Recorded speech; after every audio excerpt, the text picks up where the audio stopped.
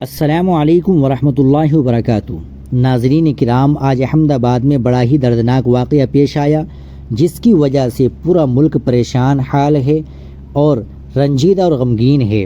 وہیں پر مولانا محمود اسعد مدنی کا اعلان آیا ہے۔ وہ اعلان کیا ہے آپ سماعت فرمائے۔ احمد آباد طیارہ حادثہ۔ جمعیت علماء ہند کے صدر مولانا محمود اسعد مدنی نے گہرے رنج و الم کا اظہار کیا اور کہا کہ متاثرہ خاندانوں کے لیے صرف دعا اور دلی ہمدردی ہی سہارا بن سکتی ہے۔ جمعیت علماء ہند کے صدر مولانا محمود اسعد مدنی نے احمد آباد میں پیش آئے اندوہناک طیارہ حادثے پر گہرے رنج و غم اور افسوس کا اظہار کیا ہے۔ مولانا مدنی نے کہا کہ یہ حادثہ صرف متاثرہ خاندانوں ہی کا نہیں بلکہ پورا ملک اس درد اور المیے میں شامل ہے۔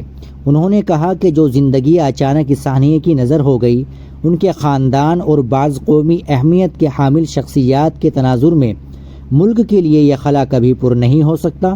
وہ لوگ جو اپنے اعزاء اقربا کو حسب معمول رخصت کر رہے تھے، ان کے تصور سے پرے یہ بات تھی کہ جدائی ہمیشہ کی جدائی بن جائے گی۔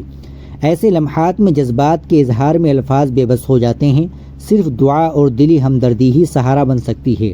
مولانا مدنی نے جاں بحق ہونے والوں کے لواحقین کے لیے صبر اور زخمیوں کی جلد صحت یابی کی دعا کی ہے۔ ساتھ ہی انہوں نے حکومت ہند اور متعلقہ ایجنسیوں سے مطالبہ کیا کہ متاثرہ خاندانوں کو فوری طور پر ہر ممکن امداد فراہم کی جائے۔